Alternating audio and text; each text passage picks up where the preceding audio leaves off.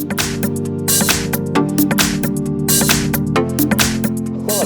in front of me is a LeEco Le S3, and today I will show you how to change the wallpaper on the device. So to get started, all you need to do is hold your finger on an empty space where you don't have any icons or widgets. So like right here works well enough.